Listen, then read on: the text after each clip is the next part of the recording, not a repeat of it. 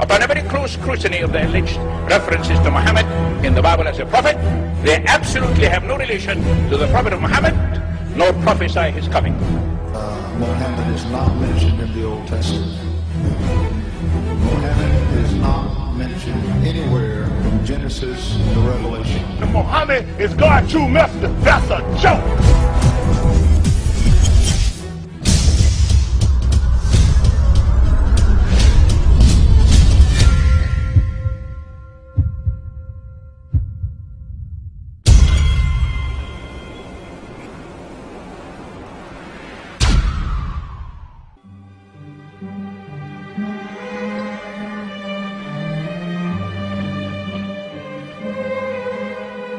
Lo, we inspire thee as we inspired Noah and the prophets after him, as we inspired Abraham and Ishmael and Isaac and Jacob and the tribes, and Jesus and Job and Jonah and Aaron and Solomon, and as we imparted unto David the Psalms.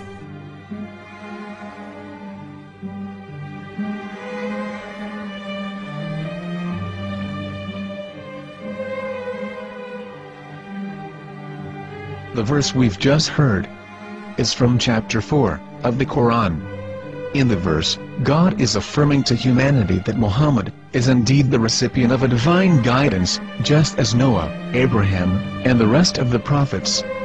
However, some Christians and Jews today don't believe that Muhammad was a prophet and the covenant that God made with Abraham. And since the Quran is not their book of authority, in this video I'm going to show you that the book you're holding in your hands contains the name off the seal of prophethood, the Prophet Muhammad.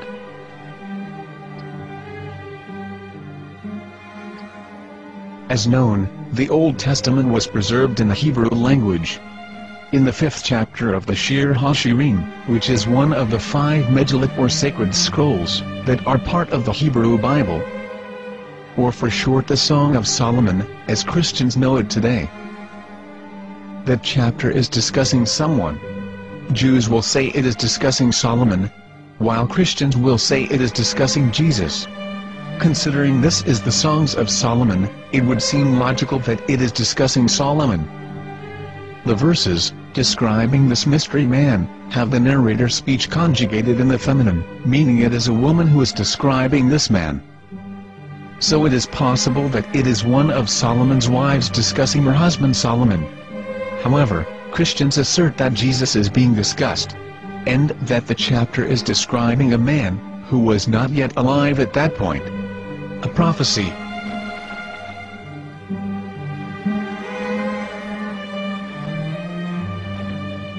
In reading the English translation of Song of Songs 5:16, it finishes the description by saying, "He is altogether lovely," but what most people don't know is that the name of that man was given in the original Megillat.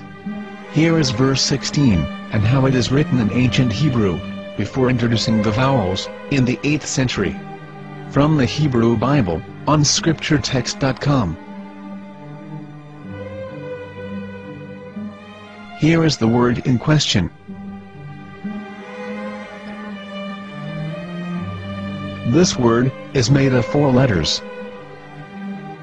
Mem, Het, Mem, Dalet. Now when reading the word as it is written in its original form, with no vowels, it can be read as Muhammad, which is the name of the Muslim prophet, or as Mamad with no A after the H. According to Ben Yehuda's Hebrew English Dictionary, it is correctly pronounced as Muhammad, not Mamad.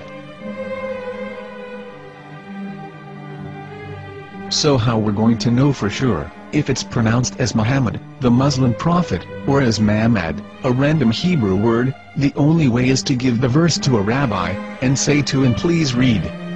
Here is the Song of Songs 5:16, and how it is read by a rabbi from a Hebrew Jewish site. Please notice, the im in Hebrew is a plural of respect. חיכו ממתקים וכולו מעמדים, זה דודי וזרעי בנות ירושלים. חיכו ממתקים וכולו מחמד, מחמד, מחמד, מחמד, מחמד, מחמדים. זה דודי וזרעי בנות ירושלים.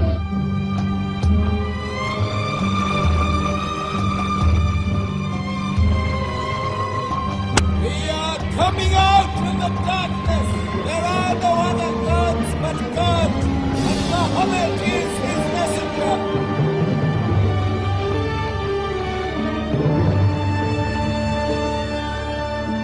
Let the world hear. חיכו ממתקים וכולו מחמדים. זה דודי וזרעי בנות ירושלים. חיכו ממתקים וכולו מחמד, מחמד, מחמד, מחמד, מחמד, מחמדים. זה דודי וזרעי בנות ירושלים.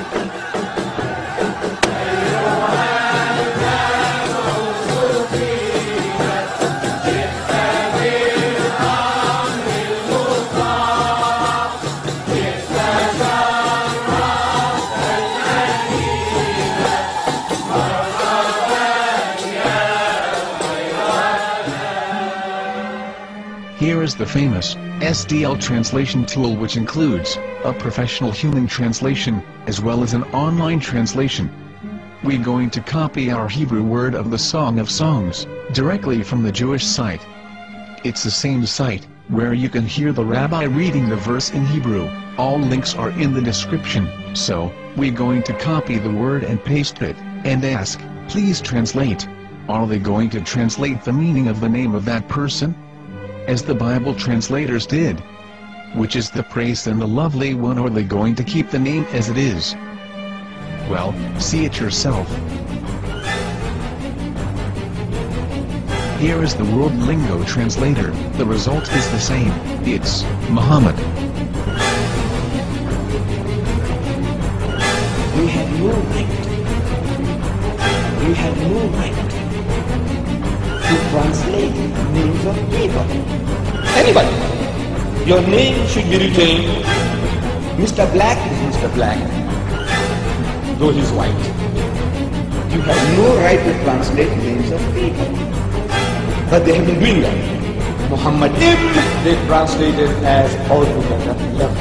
But the word Muhammad in the Hebrew language, the word Muhammad in the Hebrew language.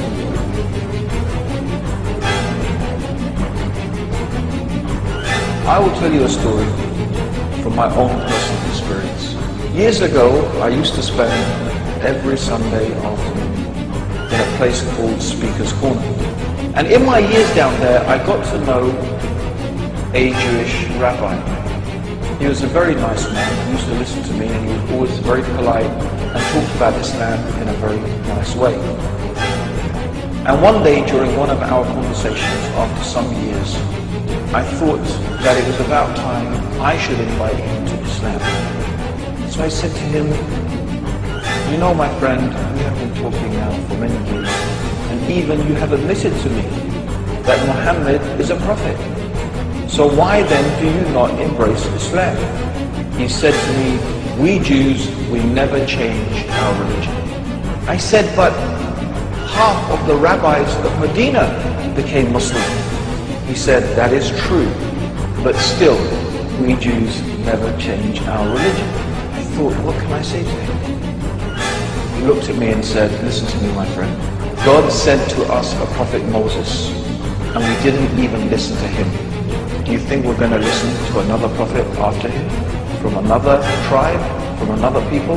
When he said that, I had nothing left to say. He knew that Muhammad was a prophet. In fact, another rabbi also came up to me and he said to me, we know Muhammad is a prophet, and he quoted to me a passage from the Bible